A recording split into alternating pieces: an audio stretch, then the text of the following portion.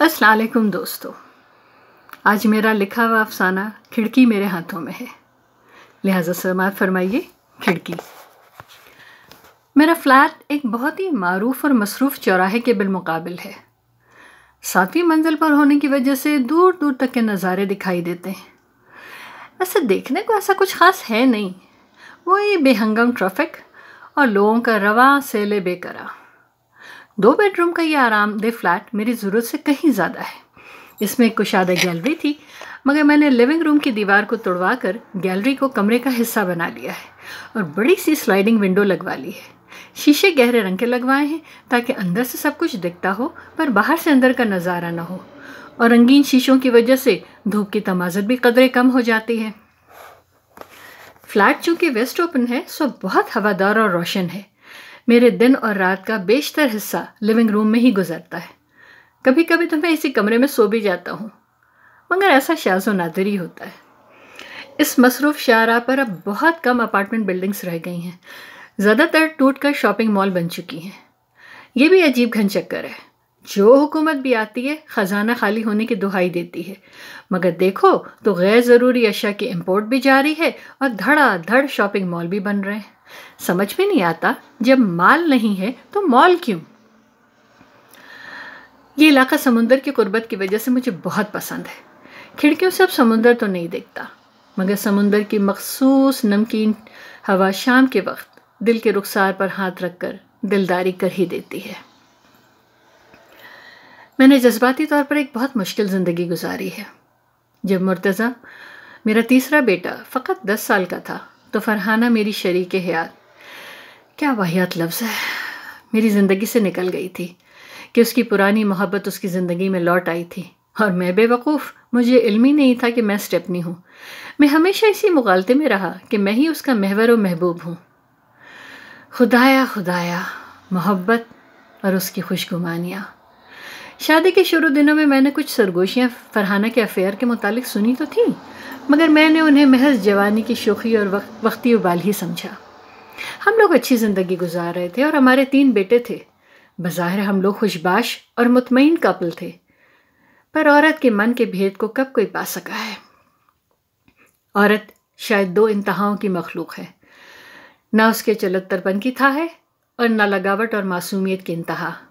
وفا پر آئے تو اگنی پرکشا میں سفل، اور بے وفائی پہ اترے تو باہیں آپ کے گلے کا ہار اور خیالوں کے رتھ میں صنم سوار۔ سو اس ایشو پہ بدمزگی بیکار تھی۔ جب اس نے جانے کی اجازت چاہی تو در حقیقت وہ جا ہی چکی تھی، سو اس کی منت کرنا یا روکنا فضول تھا۔ میں بھی بٹی ہوئی عورت رکھ کر کیا کرتا؟ بس ایک سوال پوچھا کہ 3 لڑکے میرے ہیں نا؟ اس نے حلفیہ جواب دیا ہاں۔ میں نے اسی لمحے 3 لفظوں سے اس اقرار کو ختم کر دیا جو شاید اس نے دل سے کیا ہی نہیں تھا۔ میں نے لڑکوں کو اپنے پاس رکھ لیا اور جو وہ سامان چھوڑ گئی تھی اس کو ساحل کی گیلی ریت پر بون فائر میں جھونک کر خاکستر کر دیا۔ پر کمبخت یاگدیں اتنی آسانی سے کب پیچھا چھوڑتی ہیں؟ نہ جلتی ہیں نہ بسرتی ہیں، بس کلیجہ چیرتی ہیں۔ لوگوں کا کیا کہنا، ان کا تو دل پسند مشغلہ ہی دوسروں کے زخم کو کریدنا ہے۔ میرے منہ پہ میرا مذاق اڑایا جاتا تھا، مجھے کمزور مت ثابت کیا جاتا کہ میں اپنی بیوی کو سنبھالنے پہ قادر نہ تھا۔ میں ان دنوں کلیگ کا پسندیدہ لطیفہ تھا اور اپنی زندگی سے شدت سے بیزار۔ میں نے بہت کہہ سن کر منت ترلے کر کے دوسری برانچ میں ٹرانسفر کروا لیا۔ زندگی کیا تھی، ایک جبر مسلسل تھی۔ آج ایک تلخ حقیقت کا بھی اعتراف کر ہی لوں۔ فرحانہ کے جانے کے بعد جانے کیوں میں اپنے 3 بیٹوں کے لیے اپنے دل میں وہ پہلی سی شفقت محسوس نہیں کرتا تھا۔ میں بے اعتبار و بے اعتباری کے بیچ گویا خلا میں معلق تھا، مگر زندگی کب رکتی ہے؟ میری بھی کرتے کرلاتے کٹھی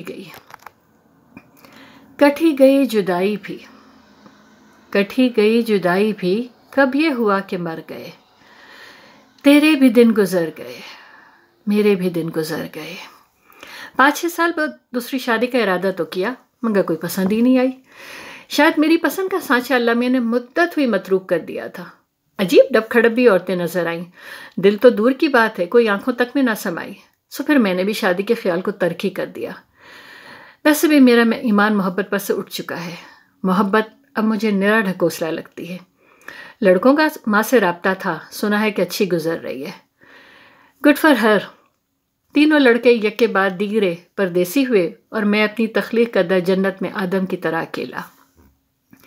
ریٹائرڈ لائف آپ سے بہت کچھ چھین لیتی ہے، جیسے وقت تو وافر ہوتا ہے مگر مصروفیت نہیں، زندگی تو ہے مگر امنگ نہیں، رسد ہے طلب نہیں، بالکل کاغذی پھول جیسی، دیکھنے میں بھرپور مگر بیکار، گویا چلا ہوا کارتوس۔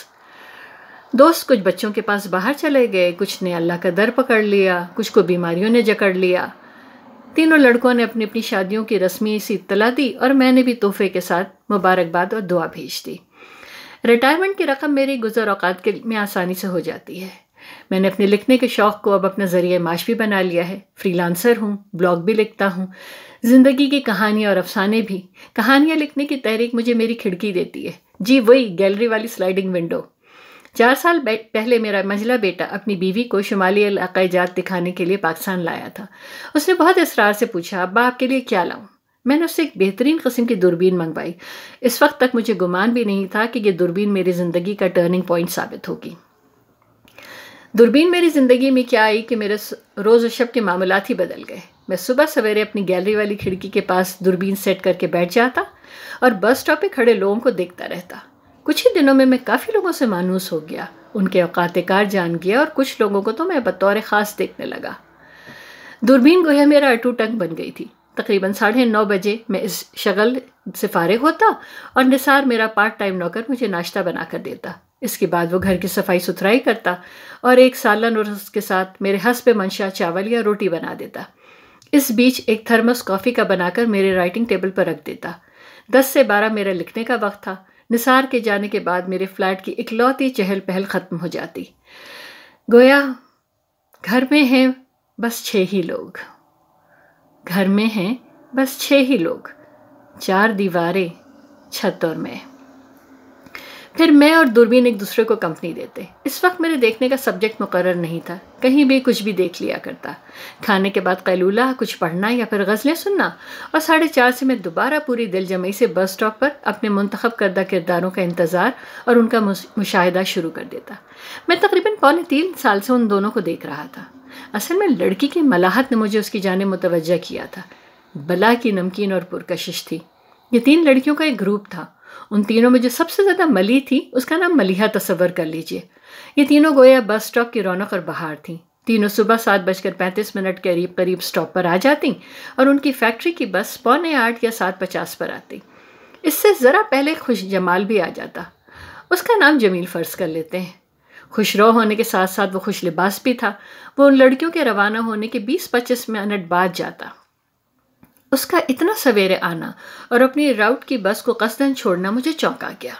غور کیا تو جمیل اور ملیحہ کی آنکھوں کے اشارے اور دبی دبی مسکراہٹ بہت کچھ یہاں کر گئے۔ یہ محبت کی کہانی میرے سامنے ہی پھلی پھولی۔ اب اکثر ملیحہ وقت سے پہلے اکیلی اسٹاپ پر آ جاتی اور جمیل بھی آ جاتا اور ان کی مختصر گپ شپ چلتی۔ بعد میں دونوں لڑکیاں آتی اور ہنستی ہوئی ملیحہ سے ذرا فاصلے پہ کھڑی ہو جاتی۔ واپسی پر بھی جمیل پہلے آ جاتا اور بے چینی سے فیکٹری کے بس کا منتظر رہتا۔ پھر یہ ہونے لگا کہ واپسی میں جمیل کچھ قدم ملیحہ کے ساتھ چلتا۔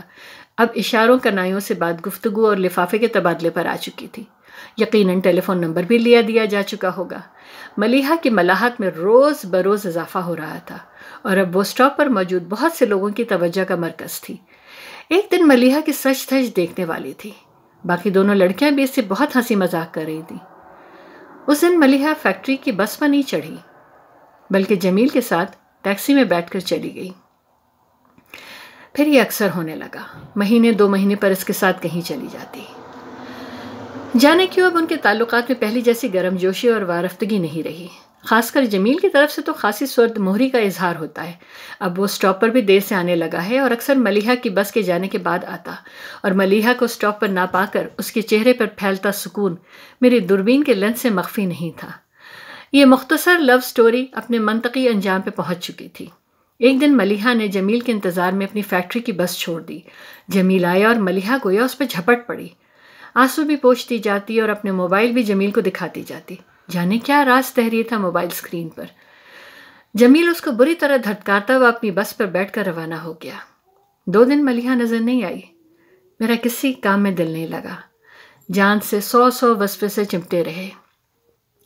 شام میں بھی دونوں وہی لڑکیاں چپ چاپ تھکی تھکی بس اسٹاپ پہ اتریں، لگا سارا سما ہی سونا سونا ہے۔ تیسرے دن ملیحہ تو نہیں، پر اس کی غم زدہ پرچھائی خاموشی سے اسٹاپ پر آئی اور کسی سائے کی طرح بس میں بیٹھ کر فیکٹری چلی گئی۔ اسٹاپ کا پورا اسٹاپ اب ویرانے میں بدل گیا تھا۔ پھر ایک دم سے ملیحہ نے آنا بند کر دیا۔ جانے کیا بیتی اس پر؟ جمیل اب پہلے سے زیادہ تر و تازہ اور بن ٹھن کر دفتر جانے لگا ہے۔ وہ دونوں لڑکیاں بہت سنجیدہ اور سہمی ہوئی آتی ہیں اور بس کے انتظار میں نظروں کو زمین پہ گاڑے رکھتی ہیں۔ اب میں نے بھی دوربین رکھ دی ہے، بس خالی خالی نظروں سے اپنی ویل چیئر پر بیٹھا آسمان پر اڑتی چیروں کو دیکھتا رہتا ہوں۔ شاید میں بتانا بھول گیا تھا، پچھلے 5 برسوں سے میں ڈسٹل ڈسٹروفی میں مبتلا ہوں۔ اب میری نقل و حرکت بہت کم ہو گئی ہے۔ بمشکل دیوار پکڑ کر یا واکر کے سہارے باتھ روم جاتا ہوں۔ اب تو ٹائپنگ بھی نہیں کر پاتا۔ ہفتے میں 2 شام ایک لڑکا بختیار آتا ہے اور میری وائس ریکارڈنگ کو ٹائپ کر کے جہاں مجھے بھیجنا ہوتا ہے سینڈ کر دیتا ہے۔ بچوں نے اپنے پاس بلایا تو بہت، مگر تجربات نے یہی سکھلایا ہے کہ اللہ کے بعد انسان کا سہارا اس کی اپنی ہی ذات ہے۔ میں نے تینوں بیٹوں کو منع کر دیا ہے۔ ویسے بھی لندن اور نیو یارک کی سردی میری بوڑھی ہڈیوں کے برداشت سے زیادہ ہے۔ از قلم شاہین کمال۔